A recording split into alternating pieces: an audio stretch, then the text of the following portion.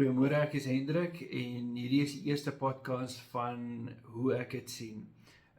Sommer net 'n week se oorsig van gebeure en dinge soos wat ek het ervaar in my eie leefwêreld en sommer duitjies en daadjies. Plaaslike nuus op die plaaslike front in Suid-Afrika is ons politiek en ons politieke leiers steeds swak, hulle is steeds korrup. Ons het steeds loadshedding, van tyd tot tyd, ons is steeds nie water in die huise nie, die paaie val steeds uit mekaar uit. Infrastruktuur is in sy kanonne. Ons het nie 'n publieke vervoerstelsel nie. In 2022 was daar 27,000 moorde in Suid-Afrika en ons is 'n kort kop agter die hoeveelheid sterftes in Gaza. En hierso is sogenaamd nie eers 'n oorlog nie. So, well done aan Cyril Ramaphosa en jou mense in die kabinet. Op internasionale front het Trump en Elon Musk soos kinders opgetree. Dit is vir my sleg dat hulle soos kinders optree, aangesien hulle twee van die belangrikste leiers in die wêreld is. Ek sien hulle daar 'n bietjie teruggetrek, albei van hulle. Elon Musk het van sy tweets afgehaal oor Trump.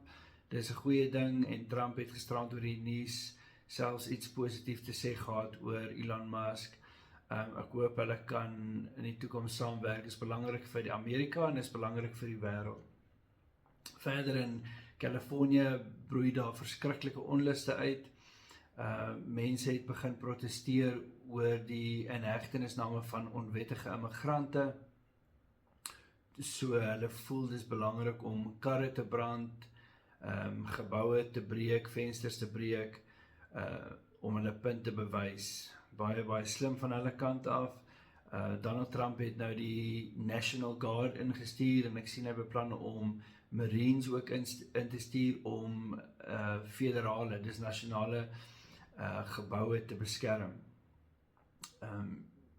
Ten minste lyk dit asof daar bietjie meer wet en orde is in Californië en veral Los Angeles. Maar dit kry jy nou as jy al hierdie onwettige immigrante het. In ander goeie nuus het Greta Thunberg se bootjie nie gesink nie.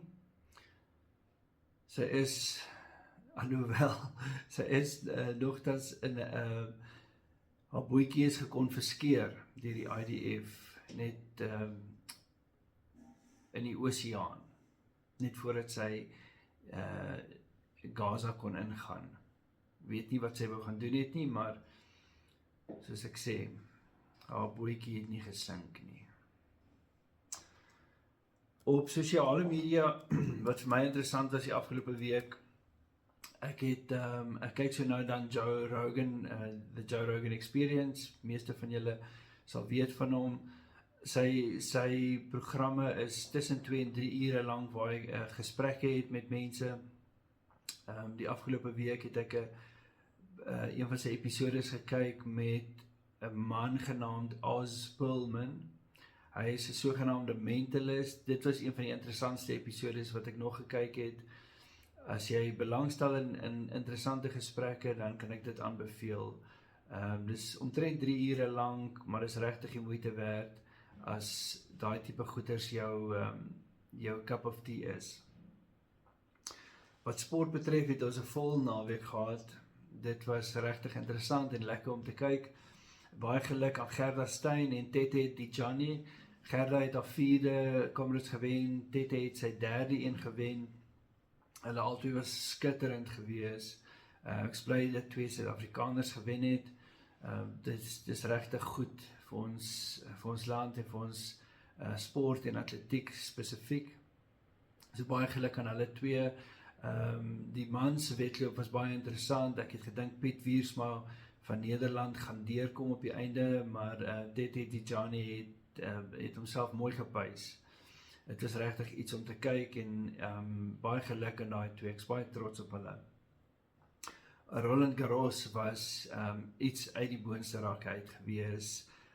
Carlos Alcaraz, Jannik Sinner, dit was regtig fantastiese tennis. Ek mis natuurlik die groot 3, Federer, Nadal, Djokovic is nog daar, ek ondersteun hom.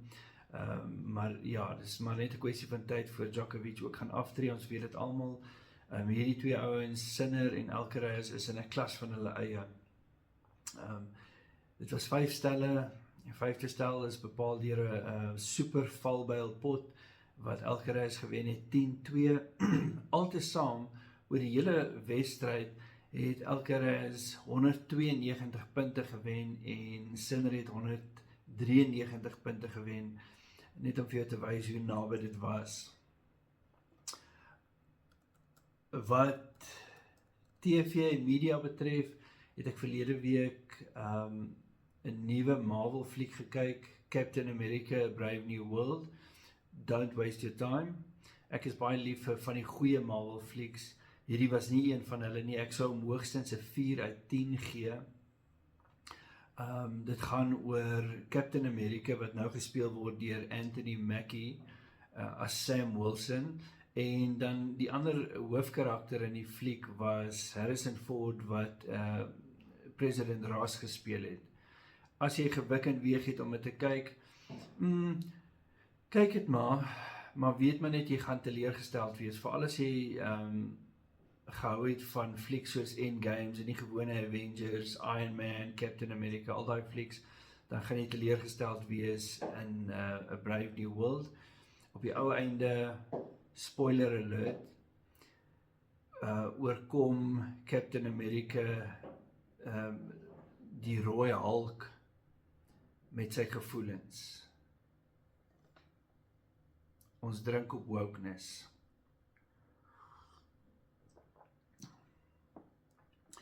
Ook nog op wat die TV betref,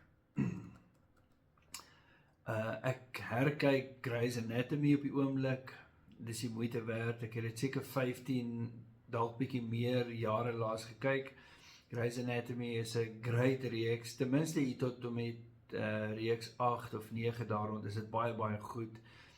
Dis bietjie oor dramaties, ons weet die lewe werk nie soos wat hulle het voorstel op die TV nie, maar dit is goeie vermaaklikheid, dit is interessante karakters, interessante storielyne en genoeg drama om die moeite werd te maak om te kyk. Ek sal dit hoogs aanbeveel as jy iets soek om weer te kyk, bietjie nostalgies te wees.